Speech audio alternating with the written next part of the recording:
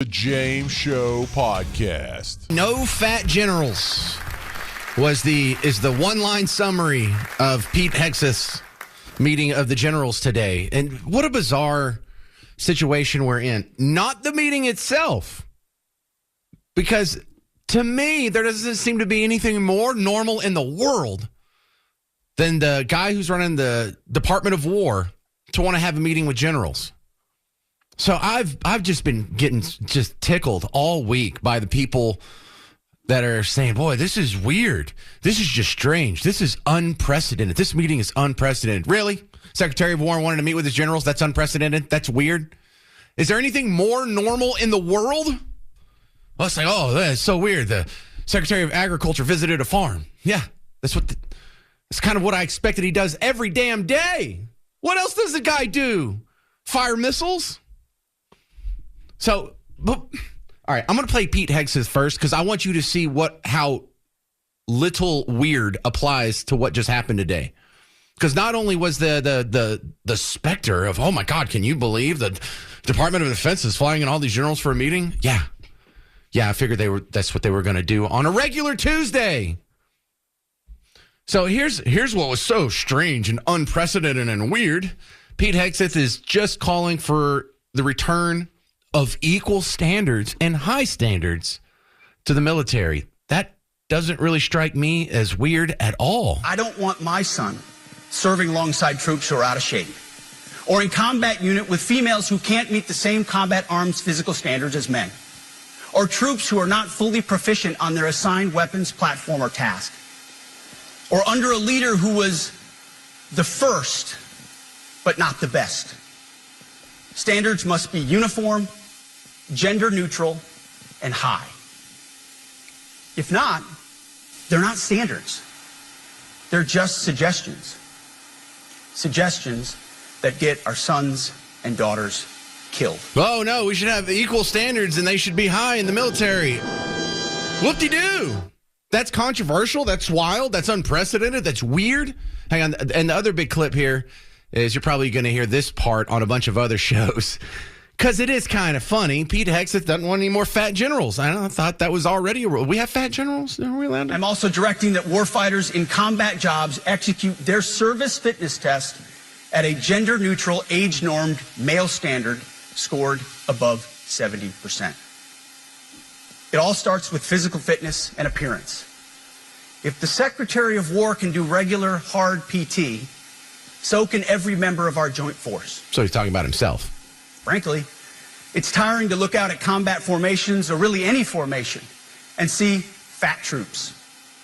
Likewise, it's completely unacceptable to see fat generals and admirals in the halls of the Pentagon and leading commands around the country and the world. It's a bad look. It is bad, and it's not who we are. So whether you're an airborne ranger or a chairborne ranger, a brand new private or a 4-star general, you need to meet the height and weight standards and pass your PT test. Yeah, that doesn't sound so crazy. It sounds, I don't know, like a return to meritocracy. Now, if you want to know what I'm talking about, I'll play you a couple examples here. Here's how it was treated in the media. You know, I started seeing this a little bit at the end of the weekend. They really hit it hard Saturday and Sunday. And yesterday was kind of off the chain, too. This is the PBS affiliate in D.C. Boy, we can't defund that fast enough, can we? Listen to how they talk about this meeting of the generals. You know, when generals are called back to Washington in this way and they don't know the reason, it's usually to be fired. And so just the approach of it sort of creates a little angst within the rank and file. And on top of that, to have them put in this room where you have hundreds of people from all over the world pulled off of key battles and front lines, to be in the same room, it poses a huge security risk. All right, two things. Number one, huge security risk, so we're not supposed to have meetings with generals. I think we've got it covered. I don't think anyone's going to fly in and bomb them at Quantico. That's where they met today, Quantico. Hey, look, the other part of this, hang on, just so you hear it again. People from all over the world pulled off of key battles and front lines. The front lines of what? We're not in a war. Well, we're not, air quotes, in a war. We're not technically in a war. We're not in a declared war. Front lines of what? Ukraine and Russia? What are we doing on the front lines? We're not. oh, see, they're just making this stuff up. Oh, it's a big security risk. And so now the meeting's already happened. Was there an attack? Was there a bomb? Did anybody get hurt? Did anybody take advantage of the situation to knock out a bunch of American generals? Did anybody even stub their toe on a coffee table? So no. The meeting's only been over for about 5 hours, and we already know that was bogus criticism. Here's another one. These people, all of a sudden, they just become fiscal conservatives at the weirdest points. We're in a government shutdown debate where we're planning on either passing a true $2 trillion deficit budget or one that's even worse than that. But jeepers, I don't know if we can afford bringing in all these generals. Washington Post is reporting that the event will cost millions of dollars, that it raises military security concerns, and that it runs the risk of leaving top military leaders stranded. Quote, it is estimated that flying, lodging, and transporting all the military leaders, some of whom will be traveling from the Mideast, Europe, and the Indo-Pacific, will cost millions. The event has also raised security concerns about having all the top leadership in one place, particularly given that Tuesday is the end of the fiscal year, and if the government shuts down, it could leave key personnel stranded. Isn't that just glorious coming from the party that is okay with spending millions on a global warming coloring book in Rwanda? Oh, but having the generals come to Washington, D.C. to meet with the Secretary of War, or whatever we're calling Pete Hegseth now. Like, jeepers, I don't know if we can afford that. I mean, we have a big deficit going. I might have to check with my accountant. I don't know if these checks will clear. And this other part, just listen, not even to the content of it as much as listen to how much Nicole on MSNBC is just dripping with contempt about this story, about having to talk about the general's meeting with the Secretary of War, the most normal thing in the world. What does she call it? Weird. Meeting of military leaders who have been summoned from command posts all around the world by Pete Hegseth to hear his 1 hour long take on, quote, warrior ethos is, if you can believe it, sounding even more weird by the hour. Yesterday, Donald Trump told NBC News that he will now be attending the meeting.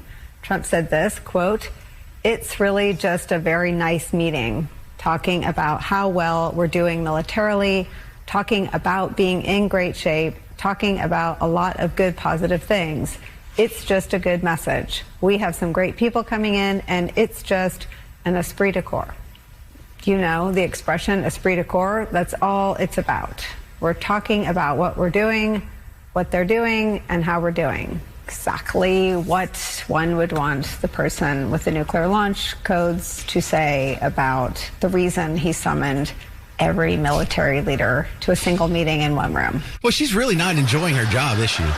And the look on her face is like this weekend when Miss Parker made fish for dinner. It was like cod or halibut, or I don't know my fish that well. But our 10-year-old girl didn't want to eat any, and she was like, yeah, I don't want to eat it. And this is what Nicole's face looked like on MSNBC. We're having a meeting with the generals. God, this is so weird. Ugh, esprit de corps. Is that what we want the nuclear code guy? Stop it. You're childish. You don't have to hate everything the man does. You don't have to act like a child having a hissy fit to make your point. You hate the guy. We got it. The James Show Podcast.